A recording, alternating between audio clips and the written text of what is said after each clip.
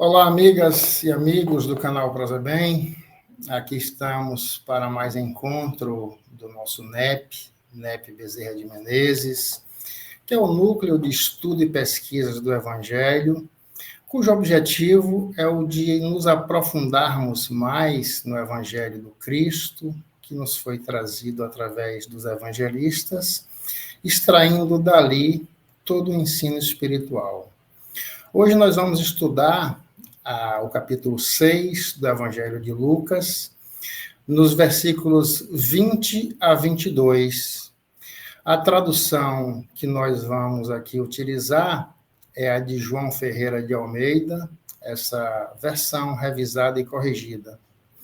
E esta passagem, ela refere-se ao famoso Sermão do Monte, que é a plataforma dos ensinamentos do Cristo para a humanidade. O que chegou, certa feita, a levar o Mahatma Gandhi a dizer que tudo se perdesse, que se tudo se perdesse dentro da literatura cristã e permanecesse apenas e tão somente o Sermão do Monte, nada teria se perdido. Então, hoje a gente vai estudar aqui a introdução do sermão na parte que se refere às bem-aventuranças, que em Lucas ela é mais resumida, essa passagem. Ela é mais extensa, lá no Evangelho de Mateus, mas o sentido espiritual é exatamente o mesmo. Mateus se aprofunda mais numa didática diferente, mas a gente consegue extrair o mesmo ensino, que é o nosso objetivo do NEP, né? É nós extrairmos da letra que é morta o sentido espiritual, o espírito que vivifica. Então, é de fato uma passagem que é um poema de rara beleza, como nos conta o evangelista Lucas. Então, vou fazer a leitura e a gente vai aqui trazer as nossas reflexões acerca desta passagem. Então, no capítulo 6, versículo 20, o evangelista diz assim: e levantando ele, referindo-se a Jesus, claro, né? E levantando ele os olhos para os seus discípulos, dizia: bem-aventurados vós, os pobres de espírito, porque vosso é o reino de Deus. No versículo 21, ele diz: bem-aventurados vós, que agora tendes fome, porque sereis fartos. Bem-aventurados vós, que agora choras, porque haveis de rir. E no versículo 22, ele complementa: bem-aventurados sereis quando os homens que vos aborrecem, e quando os homens que vos separarem, e vos injuriarem, e vos rejeitarem, faça isso por conta do Filho do Homem, referindo-se a ele próprio. Então, o primeiro ponto aqui a ser analisado por nós é o que seria um bem-aventurado. No senso comum, o bem-aventurado é um estado de completa felicidade, de sublime ventura. Mas nós sabemos que Jesus veio trazer um ensinamento mais profundo. E é isso que nós vamos extrair daqui. Então, nós vamos primeiro buscar, lá na origem da palavra bem-aventurado, porque nós sabemos que Jesus pronunciou o sermão e todo o seu conteúdo de ensinos, ele o fez em aramaico. E aí, essa palavra, lá no aramaico, a palavra bem-aventurado, que foi traduzida assim para bem-aventurado, melhor dizendo, ela é o asher, R-E-T-I-O, que significa seguir adiante, perseverar ou avançar com esperança. Não a esperança inerte, não aquela esperança parada. Então, nós já percebemos aqui que a tradução vai muito além do sentido de uma felicidade ingênua, de uma mera alegria. É a esperança do verbo esperançar, onde nós nos movimentamos, nos erguemos diante das situações, das provas, das circunstâncias que a vida nos apresentar. Tudo isso sem revolta, sem ressentimento, sem lamúria. Então, é a situação em que, embora possamos estar tristes, mas o oposto da tristeza é a alegria. A felicidade vai muito além disso. A felicidade é uma condição interior, que apesar das vicissitudes, apesar das dores, ela é possível de ser alcançada. E é esse o roteiro que Jesus vai deixar na sua obra imortal, no seu evangelho para a humanidade. Então, nós já temos aqui alguns elementos que nos permitem uma análise mais racional da passagem. Aí eu volto ao versículo 20, que fica claro ali que Jesus refere-se à humildade, quando ele diz: bem-aventurados os pobres de espírito, ou os humildes de espírito, isso vai depender da tradução. Ele diz: bem-aventurados os humildes de espírito, porque vosso é o reino de Deus. Então, o que é esse reino de Deus?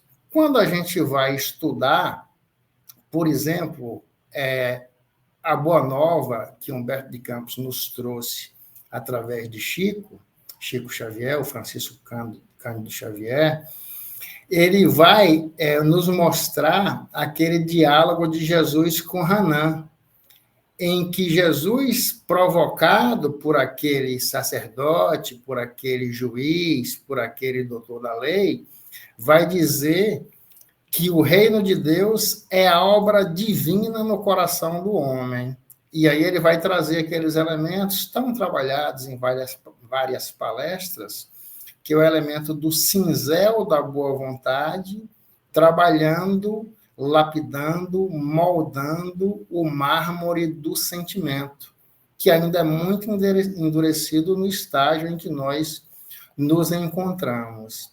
Então, a primeira bem-aventurança refere-se à humildade, como a nos dizer que só alcançaremos as outras se nós conseguirmos vencer esse degrau da humildade, para que assim alcancemos a mansuetude, a misericórdia, a pacificação e lá no topo a pureza de coração. Mas para isso é preciso que preenchamos esse primeiro requisito, que preenchamos essa primeira condição, que é a da humildade.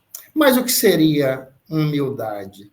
Dentre as várias definições que nós poderíamos trazer, tem uma de André Luiz, também através de Chico, que, a meu sentir, ela nos dá uma resposta que é assim, a mais lógica, a mais racional, dentre as que eu já pude perceber. Porque André Luiz vai nos dizer que a humildade é a consciência do que somos diante daquilo que já conquistamos, mais do que ainda não somos, e que precisa de muito empenho para que conquistemos. Então, é ter a exata dimensão do ponto onde nós estamos. E como nós estamos muito distantes ainda da perfeição, isso é uma jornada infinita na noite dos séculos, nós estamos muito mais perto ainda do ponto de partida do que do ponto de chegada. Nesse sentido, nós mais não sabemos do que sabemos. Então, humildade é a exata posição onde nós nos encontramos nesse tabuleiro da vida. No versículo 21, o mestre diz: bem-aventurados os que choram, que têm fome. Ele fala das aflições. E é interessante porque numa outra passagem, belíssima também, ele vai nos dizer: no mundo tereis aflições. Isso está no Evangelho de João. Mas não se desesperem, eu venci o mundo. É interessante que ele não diz: eu o venci no mundo. Porque no mundo nós sabemos que ele foi derrotado, ele foi morto, foi achincalhado, foi crucificado pelos poderosos da época, os fariseus, os religiosos daquele momento histórico, os doutores da lei, o Império Romano. Só que isso tudo virou ruína, e a mensagem dele permanece imortal. Então, ele venceu o mundo porque, de fato, é o nosso governador planetário, como nos mostra a doutrina espírita em várias obras, uma delas, A Caminho da Luz, que Emmanuel trabalha muito bem essa questão, né, da história da civilização da humanidade terráquea, né, de Jesus sendo aquele enviado de Deus para moldar, para construir o planeta Terra. Então, assim, apesar do sofrimento, apesar do choro, da fome, das aflições, ele nos convoca ao não nos desesperarmos. E aí ele vai completar essa ideia no versículo 22, que é o versículo seguinte, é o último aqui do nosso breve estudo, onde está colocado que bem-aventurados sereis quando forem injuriados, maltratados, discriminados, rejeitados por minha causa. São aquelas turbulências que nós passamos muitas vezes por defendermos uma ideia. Foi assim com todos os apóstolos, todos aqueles que, na transição de discípulos, de aprendizes, para apóstolos, já como arautos do Evangelho, como os enviados do Cristo, eles sofreram na pele toda a discriminação, toda a violência, alguns foram mortos, mas a obra continua perene.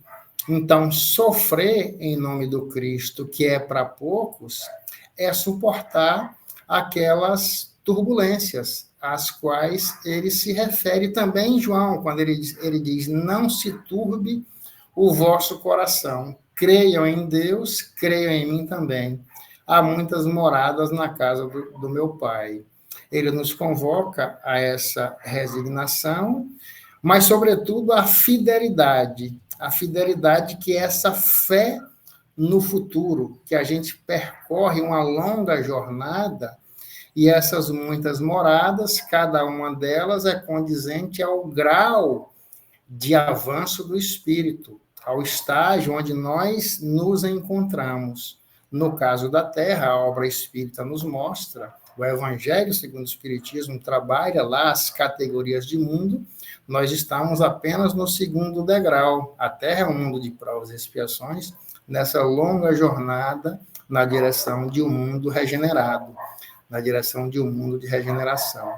E interessante, quando a gente faz aí uma conexão com a obra kardeciana, ele vai nos dizer, pegando especificamente essa passagem de Jesus, que toda ideia que impacta para o bem criará adversários. Foi assim com o Auto de Fé de Barcelona, onde vários livros, mais de 300 livros espíritas foram queimados em praça pública, e aquele evento despertou a curiosidade de muitos.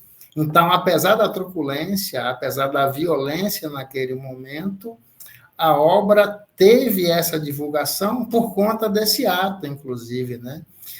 E é assim com a maior mensagem que nós já recebemos, que é o Evangelho de amor e redenção da humanidade, trazido pelo Cristo. Então, quando ele traz o Evangelho, que vai mexer com os interesses daquele povo, dos fariseus, dos religiosos hipócritas da época do Império Romano, que fere aqueles interesses, eles vão considerar o Cristo como adversário, como perseguidores. Então, Kardec diz que cada ideia que impacta para o bem, foi assim e ainda o é, vai criar muitos adversários. Daí Jesus dizer que ser discriminado, ser perseguido, ser injuriado em nome dele, ou seja, quando já temos o evangelho dele residindo em nós, isso é um bom sinal, porque é uma ideia contrária ao mundo. O poder mundano é diferente do que prega Jesus. Então, gera, sim, esse conflito.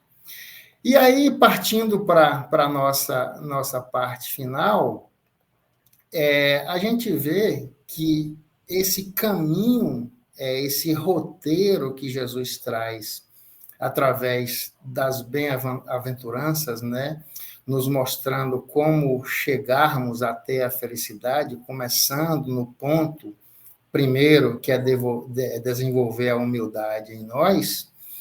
É interessante porque na questão 922 do Livro dos Espíritos, também fazendo mais uma conexão da passagem do Evangelho aqui hoje estudada com a obra espírita, a questão 922, que está muito pertinho da 919, né, do famoso conhece-te a ti mesmo, da gente buscar conhecer as nossas tendências, que é o autoconhecimento tão propalado hoje, mas que precisa ser dado um passo além disso, né? Nós precisamos nos autoconhecermos para que busquemos a nossa autotransformação.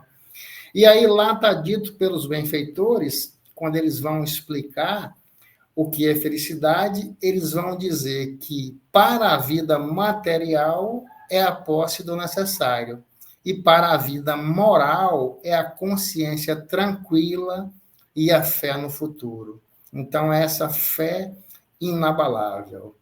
Esperamos que aqui possamos ter trazido reflexões para todos que nos assistem, e fica o convite para pesquisar, para acompanhar, para sempre estar atento aqui ao nosso estudo do NEP, para que juntos nós percorramos esses ensinamentos imorredouros que o Mestre nos trouxe. Obrigado a todos, saúde e paz, boa noite.